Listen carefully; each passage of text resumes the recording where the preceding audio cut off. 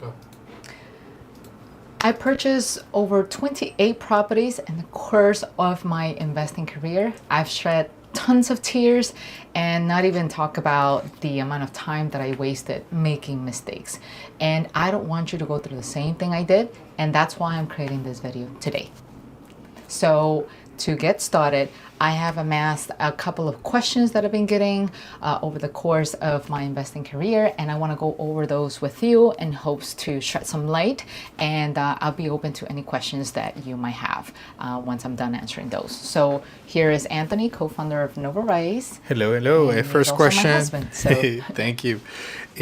First question. What strategies do you recommend for protecting a property in times of economic crisis? I will say diversify, but there's a key to diversifying. When you speak to people about diversification, they tend to think, well, I need to buy this, I need to buy that, this, and that. No, you don't want to spread yourself out too thin and then focus on nothing. So one of my mentors a long time ago told me, find one thing that you're good at and become the best at it. But at the same time, try to find one or two more things in addition to what you're best at, and use that to cover your bases, cover things that could be either blind spot and stuff like that, or things that can come in and save you in an event of an emergency. So this is mainly a real estate investing channel. So what I do is to talk mostly about real estate investment, but at the same time, I do have investments in precious metals and in the stock market. Why did I decide to do that? Well, real estate takes most of my time. So whatever diversification that I focus on needs to be something that is done even more passive than what I'm already doing with the real estate market. So for me, precious metals was a no-brainer because it's a great hedge against inflation, at least in my opinion, and it protects the value of your money. So just to give you an example, back in 2019, beginning of 2020, 1 ounce of gold coin was going for about $1,700. Fast forward to 2024, at this point in time, 1 ounce of gold coin is going for, depending on where you buy it, somewhere between $2,700 to $2,800. That depends on the fluctuation. So we're talking about an increase of $1,000. Now, I need to emphasize that buying precious metals is not necessarily investing. It's like buying insurance. So in that way, let's say, for example, if you find yourself in the need to liquidate your assets, in this case, real estate, but you're going through a period in the market and where houses are actually going down in value, you don't really want to sell at a loss. But what happens if you still need cash? Well, that's when the precious metal comes in place. You can liquidate that because precious metals have been going up, and you don't have to sell your assets at a loss. Same thing with the stock market. The stock market grows a lot faster than real estate or any other, well, not any other asset, because we know that Bitcoin can go up even faster.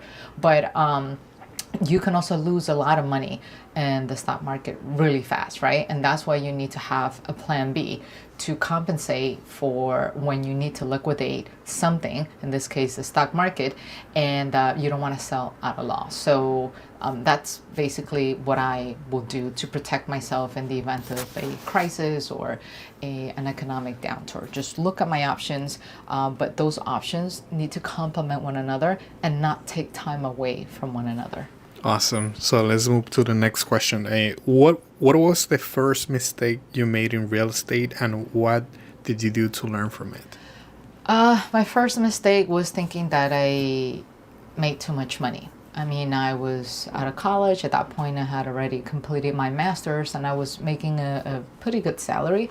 And I thought that if I showed up to any bank, I was just gonna, get approved for a loan. And I learned the hard way that I had a lot of debt, because at that point, I didn't really know how to manage my money effectively. And I was just simply getting myself into bad debt. And so when I met with the lender, they have their spreadsheet, and they basically plug in the numbers to see what your net worth is, how much you can afford. And I couldn't really afford much. And that was disappointing because I was ready to really go at it. So instead, I needed to work on myself. The credit was already there, but it could have been better. And I need to significantly lower my the credit card debts that I had.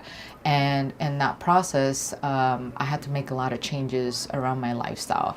I had to downgrade the amount of rent that I was paying because I thought at the time that I deserved to live in a luxurious apartment, and now that was very foolish of me.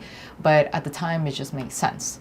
And just by doing changes like that, I was able to save over $1,000 in cash, liquid cash, put more money aside for the down payment, and at the same time, I was able to quickly liquidate the amount of debt that I had. But the process overall took approximately 2 years. Maybe for some, 2 years might sound like a lot, but to me, 2 years is it's actually pretty fast. Like, especially if you're busy at it, it goes down fast. So for those out there looking to buy, first, let's take a look at your finances, see what you are with your savings, with your 401k or any other investments, and see how much of that collectively do you have, because the lenders are going to want to look into that. And then pay attention to your debt. Is that something that you can either get rid of or just aggressively pay it off so that you can look better and qualify for more? Then do that, because that will save you a lot of headache, and it will save you the embarrassment of hearing your lender saying you do not qualify for a home. Awesome. So let's go into the next question. What is the most important lesson that you learned, that you only learned after you more than a decade in the sector? I will say just do it. I know it sounds cheesy, like I don't mean to sound like the Nike slant, just do it, but like in essence, just do it, right? Like if you have the capital, and if the property is sitting in front of you and it meets the number, it meets your investment criteria, then just do it. Like, just make an informed decision, of course. Then just don't go into any investment blindly. But if you find yourself that you know enough, then just do it. Do it, and then the rest is going to come along as you're managing the asset, the property. If you wait until you get all the checks, it's guaranteed you're going to lose the investment. And when you're finally ready, they're either going to be more expensive or someone else would have just snatched it. So just inform yourself, educate yourself, so you that know enough to make an informed decision. And then everything else that comes in, it's going to be a learning lesson. And even up to today, I'm still learning. Great. So next question, what do you think about real estate as a family legacy? Is it something you recommend, or does it have its risks? It all depends on the family, and all depends on the discipline of whoever is inheriting the assets. So let's say, for example, we have a lot of clients, right, that their dream is to build a real estate portfolio and then give it to their kids, right, their children. So that way, when they're gone from this world, they know that they're going to be financially, I'm not sure if the word is protected, but at least comfortable, right? And what we have seen over the years is that when you give something of that magnitude to your children or whoever is it that you want to give it to, chances are, because they didn't build it and because they were not engaged in the family business, they're not going to know how to appreciate that asset. And most likely they're just simply going to sell it. And there goes all of your hard work. And some might say that's fine, it's what they're choosing to do. But then what else are they doing with that money? Are they doing something to make it grow so that way they are protected in their future and for the future generations? Or are they just spending the money left and right on stuff that don't add any value whatsoever, and just, give them status, but then it's gone. And so that's really sad to see. But if you are in the business together and if you're teaching your children along the way, building the business together, they know how hard you work, they appreciate the hard work, and then they put in the work for you, chances are that when you transition your assets into their portfolio, they're going to know how to maintain it. And if they choose to sell it, at least they're going to sell it and use that money to build something else. One of the things that we learned from other investors that we've spoken to is that they do have the intention to leave their assets, their property to their children, but it comes with restrictions. So, for example, like, oh, you would inherit this portfolio, let's say when you're at 21, but at 21, you need to prove that you have a net worth of 1 million. And that's without whatever you're about to inherit from me, right? And so that shows that, hey, if this 21-year-old kid knew how to build their net worth up to 1 million, chances are this person is going to be pretty savvy with money. And once they inherit that, it's not going to be something that's going to be their loss. Because what happens when people don't appreciate money, they just spend. They spend and they spend and they need more to spend. And next thing you know, they just found themselves buried in debt, and they don't even know how to get out of it. So I understand that parents want to give their best to their children, but at the same time, people need to do what's difficult to help them with that transition as well. And that's not always easy to do. I would say, just to add something on top of that, just make sure you have some type of incentive. Like incentives where kind of like people start doing stuff, not always punishments. So, yep. I guess we're about to test our own suggestions with our little one. All right. So, how do you decide when is the right time to sell a property? When it takes my sleep away. That's what happened a couple of years ago. Well, not even a couple. It feels like it was a couple of years ago, but it was last year that I sold my 17 unit. That was, how can I put it? That was what created Novarise in a way, because we created this channel to share my journey with that portfolio. But at the same time was the one that gave me the most headaches, the most sleepless nights, the investment that made me shed the most tears. And I don't necessarily say that I regret it, because thanks to that, I have this beautiful community and we're doing what we're doing. And I definitely learned a lot from it, and I know what not to do going forward. But I think part of me also prolonged it for too long, because I come from a family where quitting is not an option. And so I always had the hope that I could turn it around. Like if I do this, I can turn it around. And instead what I kept doing was investing more and more money in it, money that was coming from other properties, and I just kept putting it towards it. And then it wasn't towards the end that I realized, you know what, this is not working. And I finally pulled the trigger. I sold that portfolio, I moved the money and invested it into a couple of other multifamilies, and I never looked back. And it's so great to not have to worry about your investments. Like, yes, stay on top of them, look at them, but I haven't had any sleepless night other than when our daughter wakes me up and asks for milk in the middle of the night. So, okay, when you have a property, right? Like, how much work are you willing to put into that property? Meaning, in terms of rehab or all of that, and when is worth it for you to start making these type of investments that require a lot of hard work? I mean, I'm not talking about hard work, but maybe about labor intense jobs. I mean, even like normally what I like to do is to go in properties that only require cosmetic repairs, not even repairs, like cosmetic upgrades. But even that takes a level of physical effort. Like changing the floors will require that, or like even changing the countertop will require some level of effort. I will say that the key point for me to decide whether I want to do something is the market competition, right? So if all of the houses around in the area are up to a certain standard and mine is the only one that is not renting out because it's just outdated, that's definitely a sign for you to go in and want to do something to bring up the value. Another thing that it's a trigger for me to want to do some type of renovation is when I'm about to either sell it or do a cash out refi, because I want to maximize the amount of equity that I can add in. And so I run the numbers to see, well, how much does it cost to renovate this? If it's $30,000, but then I can sell it for 50 more, that means I made a profit of $20,000. So it's all worth it. So like the numbers have to speak, and they have to speak positively, not give you negative numbers. Great.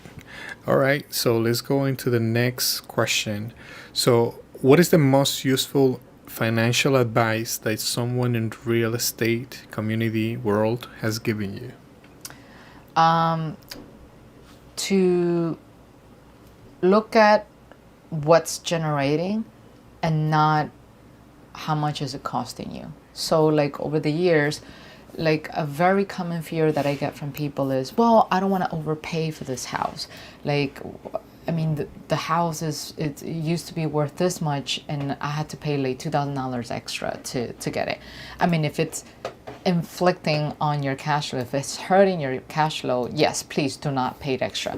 But if you are still working out your cash flow numbers and they're good, and all you have to do is to go the extra mile to get that property and add it to your portfolio, that might not be such a bad idea, because that's not exactly what you should be. Yeah, it's important that you focus on that, but what you really need to focus your attention on is how much revenue will that property be generating you, the tax deductions that you will be getting, so it will help you save on your taxes in spite of the additional revenue that you're bringing in, and on top of that, the depreciation that you get to add on your taxes. So what's important here is that your revenue is not in the negative, meaning that the expenses to make that portfolio, to get that portfolio running, it's outgrowing the revenue that you're bringing in.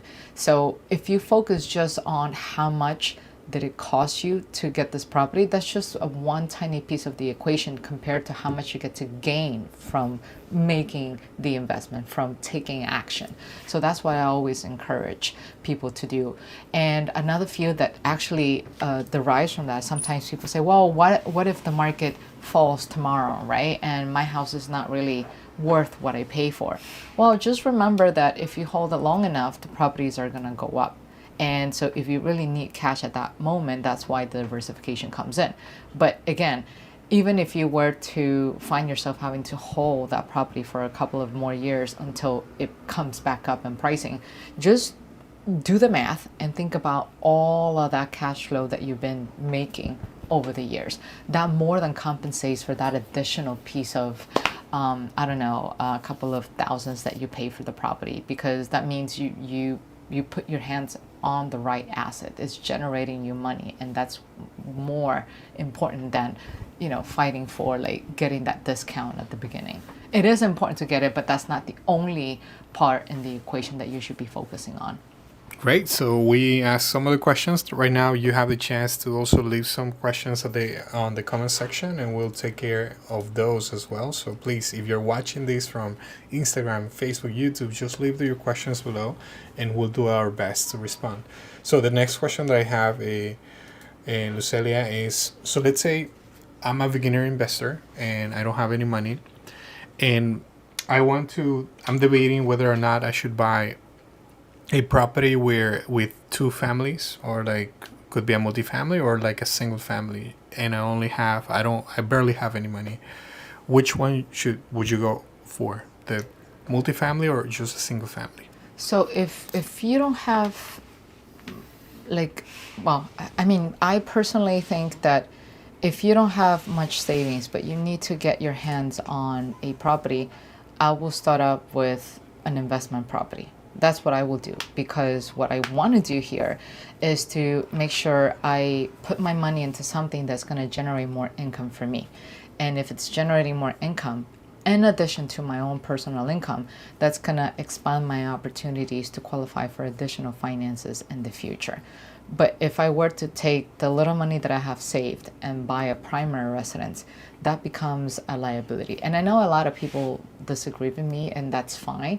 I'm just sharing my point of view, what works for me.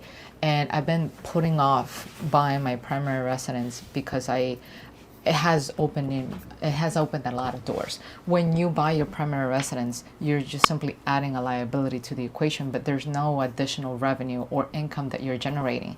So when you go and you try to buy that second property or that third, the first thing that the lenders are going to look into is, well, you're generating this much, but then your debt is this high. But if you buy an investment property first, then you had debt, but then there's also more money coming in that it's viewed as your income. So that opens a lot of opportunities. Now, the question in terms of what type of property should you buy for your first investment property, that will depend up to you. So like if your down payment is very little, chances are you're not going to be able to buy a single family home with a 5% down and put it for rent. So you're going to have to look into a duplex, right? A place where you can live in there, you can reside in there, and you can rent the other apartment out. So that way you can qualify for programs that can give you grants to buy your primary residence, or programs that give you low down payment options, like starting at 3 or 5%. And that's if you want to go on that route and where you want to reside in one apartment and then rent out the other one. If you want to get even more creative, we actually have a friend who did something like that, but for an apartment. She actually lives in one apartment and she rents out the other room. So kind of like the whole roommate situation. And so as long as you're comfortable with sharing your primary residence with your tenant, that's all that matters. I think the tricky question here is that sometimes home buyers are not comfortable having their tenant living in the same space. And that's when you're going to have to pick and choose. Do I save money for longer and buy my primary residence? Or do I just simply not care and start putting that money work for me? So what I did is I put that money work for me. And that was it. Like, I never looked back, and that's why we're here. Next question is, how much is too much risk when investing in real estate? Do you go all in, meaning buy a house that you potentially cannot pay it off? And no, never do that. Yeah, never do that. When it comes to buying real estate for investing, you should always make sure you get cash flow. That means whatever revenue you're generating, it still gives you some type of money at the end of paying, all of your expenses. You do not want to find yourself in a situation in where, let's say, your mortgage is $3,000, but then your investment property is only generating $2,700.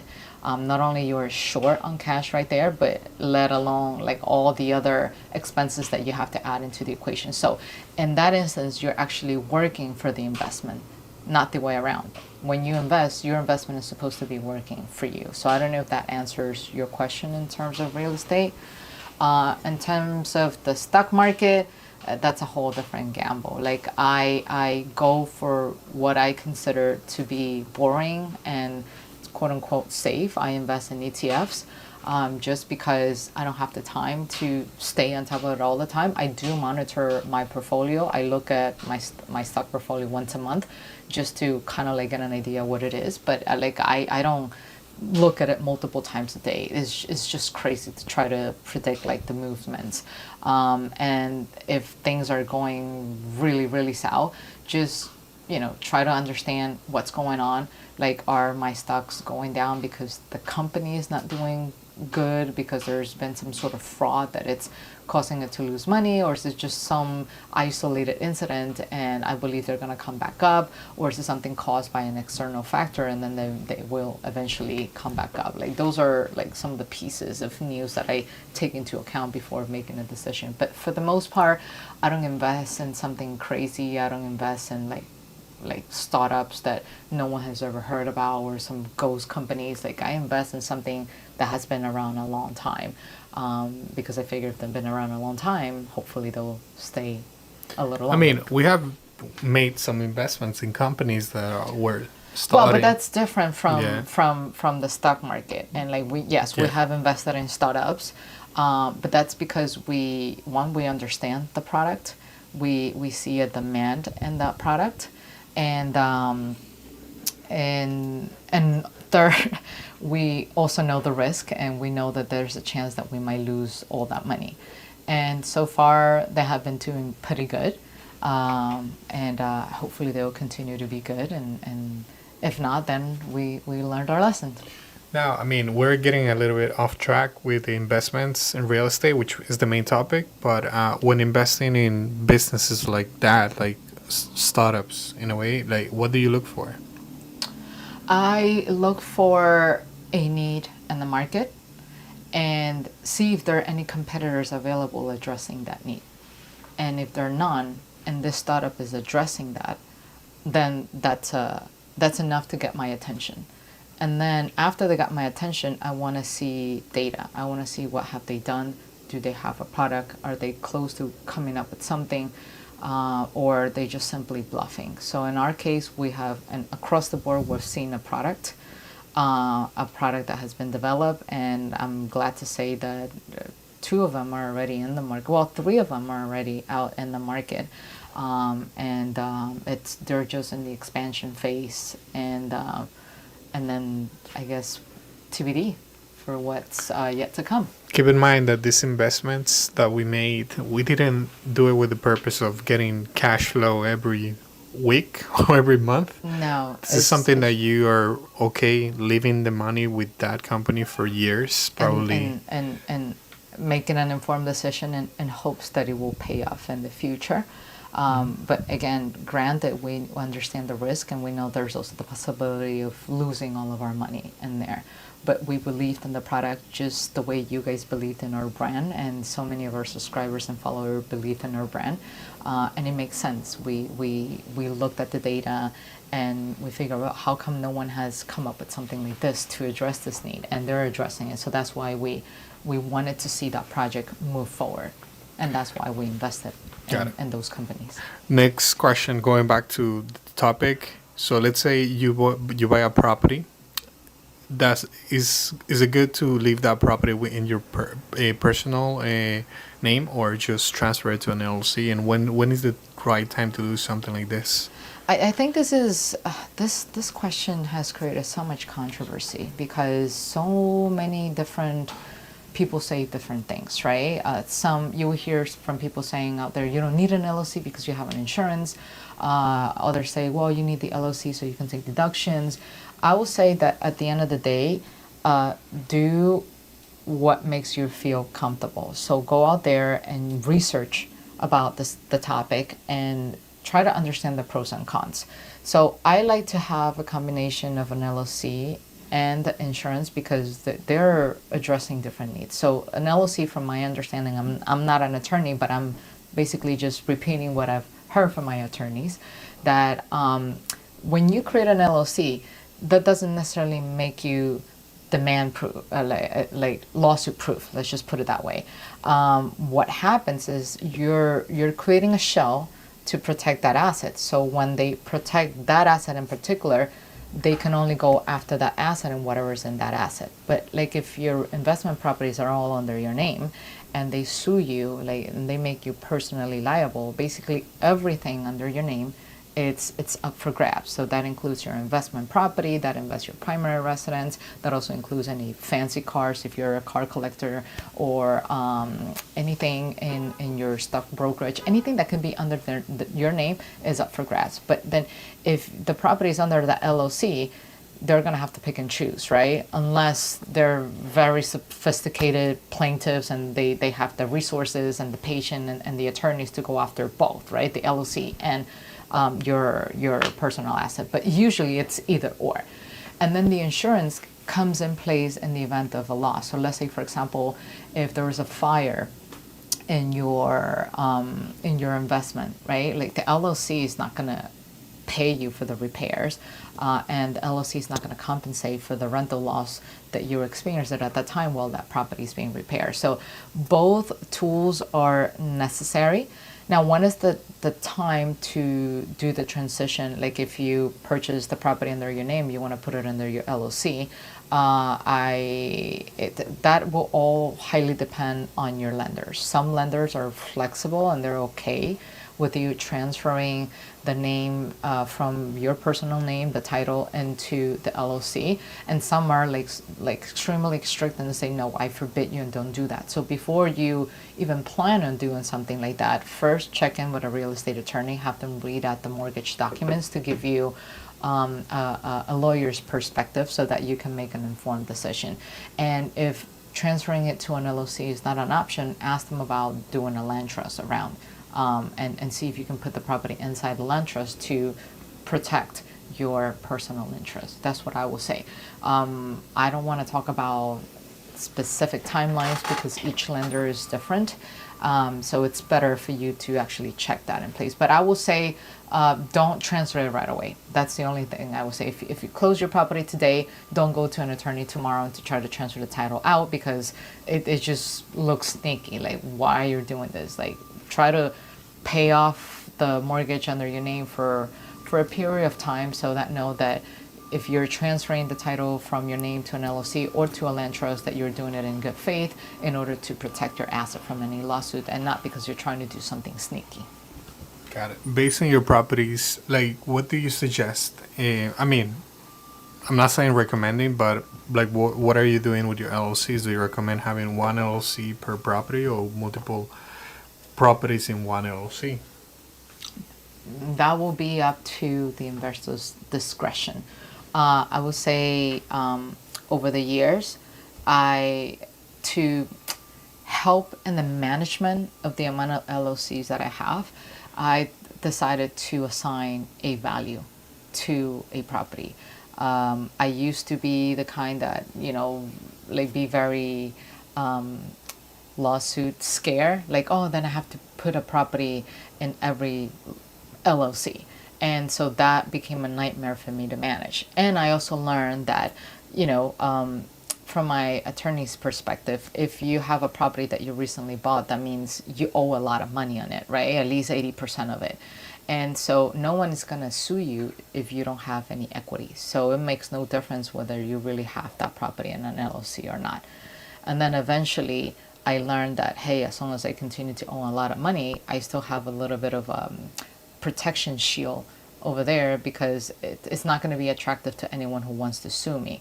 And then when I decide if I choose to transfer that property over to the LLC, then I will assign a value. Hey, well, this LLC will not contain more than $500,000 in assets in it. So that way it makes it easier for me to monitor the progress and the development of the LLC.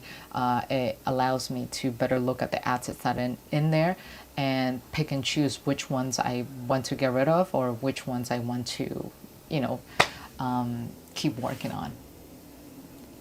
Awesome. Anything else that you want to add for this session? It has been 32 minutes. I think we've gone pretty extensively in some of the questions. I think that whatever we don't get to address today, people can always leave it in the comment section, and then we can always work on sending them a reply in writing. Yeah, so if you have any questions, just leave it in the comment section. I hope you like these videos, and we're making them live. So if you want to attend to this live call, just stay tuned to the updates on YouTube. Yeah. It's gonna send you a notification, so just activate the bell. Just click it, and it will send you notifications of this. Thank you for tuning in, everyone. Nice to see you all. Nice to see you. Take care. Take care. Bye. Bye.